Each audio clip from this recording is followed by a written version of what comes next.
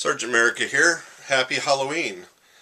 Hey, I'm late to every party, but I did have a really great time at a Halloween party, and so then I guess that means I shuffled on here a little late myself, so I just thought I'd cover something a little spooktacular for you, being as it is. This one I wanted to cover Lock and Key. I mentioned in a couple of different videos about how great Rodriguez's art is, and Joe Hill, the son of Stephen King, wrote the story. He wanted to write it surviving truly on his own name, so Joe Hill has done a outstanding job on the work with this. And Rodriguez's art, well, to touch on that, I did purchase almost all of these Lock and Keys originally by digital copy. It was, as you can see, a little bit of a, it's not entirely cartoony, I wouldn't say, but it's definitely doesn't have a sharp realism to it. I mean, it's got softer tones. It's an art style that's truly probably all of his own, I would say. Rodriguez is currently doing Little Nemo now, and I've spoken on that on a comic book roundtable a couple times. Beautiful artwork. It does take him on Little Nemo 2 months to do each issue, but it's worth it in my opinion. And with Lock and Key, I liked it. There was a continuous story, and I've often mentioned this too, that it's multiple books. I started picking up, like I said, digitally. My first trade was digital through the IDW website. And I loved it so much that I picked up another one, and then I finally had to start picking the physical copies up. The work in it is just amazing. So I purchased each of the trades. I first got the soft covers of the first three. I then, of course, on a deal, found the hardcover number 4. Once again, it just continues to feed into this wonderful story of a family who is trapped almost by, I would say, a curse of a house. The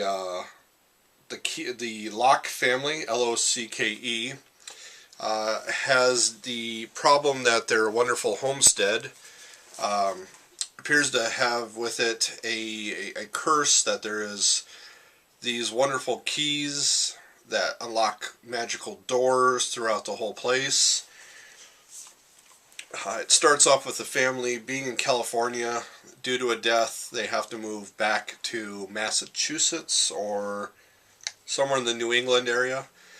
I probably even Maine, probably, now that I think about it, since it is Joe Hill, son of Stephen King, who base almost all of their stories in that idea that it's, in that home area.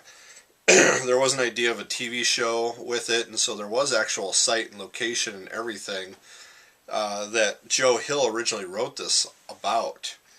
So, I mean, there's a physical location. It's just amazing to think about that, that this horror story of a family who has been watching over this house, keeps finding these keys. It's only the children who can see it. The magic of it allows you to use it till your 18th birthday, and then at turning 18 you become an adult, and the magic disappears from your mind, and little by little you forget it all. And it isn't until the key or the Locke family comes back and starts finding these keys that the younger children start finding, exploring, and then are caught up in the issue of some evil that's against the family. The evil wants to release a lot of evil, and it starts feeding into the idea of the story. I don't want to reveal too much. It was amazing to know that the story has a beginning, a middle, and end. It's grows. It continues to feed in. Nothing is a lost thread. Everything keeps getting pulled back. Every key keeps getting reused. Little pieces of the house that you see are revealed later on why they're there. Everything was thought out. and it was just a magnificent storyline. Once again, it was just wrapped in this beautiful artwork that Rodriguez did, and it did, for me at least, touch on the creep factor that I haven't seen in some other comics. Um, as I got into it and I read it, it was a wonderful story that, you know, of harsh things that can happen to children, and so that's, what creates part of the drama and the dilemma of it, that, you want well for your protagonists, and then the antagonist, continues to torture them, and their life gets worse and worse, and all probably the best things you've ever seen in the Stephen King books are worked into this. I think being raised in that household, Joe Hill was given so much inspiration and knowledge on what to do with these stories. I showed you, I think, the very last, this one is number 5. Then there's the Alpha and the Omega, which I love so much with the storyline. At that point, I was buying individual issues because I would not want to miss it. I didn't want the ending spoiled, so I was buying bit by bit until it was done.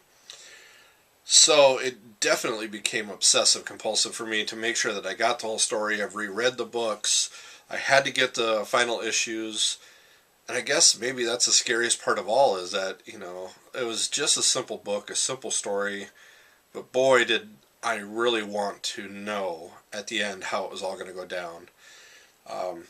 I guess with all that, I just had to say that I implore you. I mean, I think we each have this book that we want to tell everybody about, but it's so good we don't want to reveal everything about.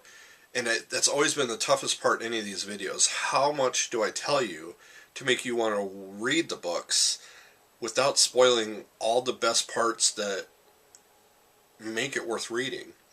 Even if you say there's a twist when you're reading a story, then everybody's expecting that twist. But when you read it and you weren't expecting it, I think it adds to the whole volume of what you're doing.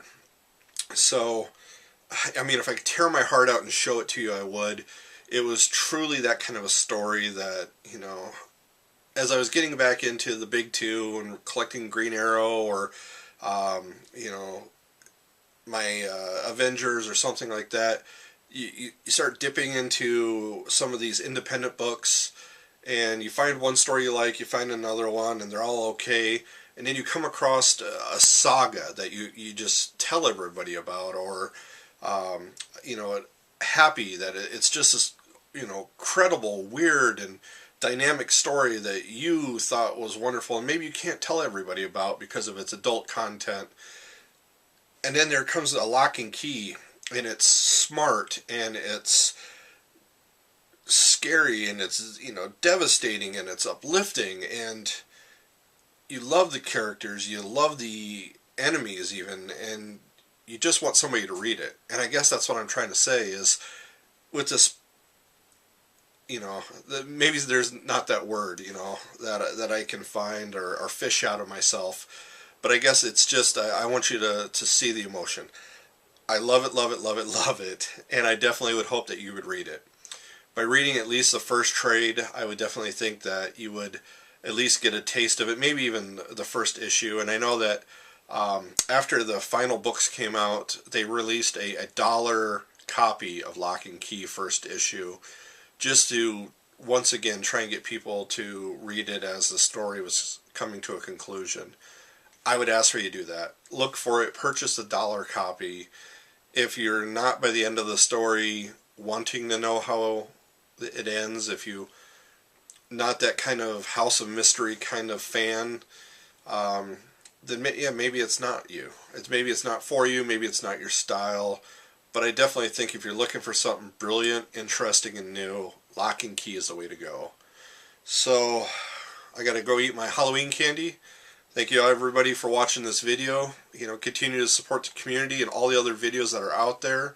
Thank you once again for all the videos that you guys make yourselves. So I gotta get to my next party.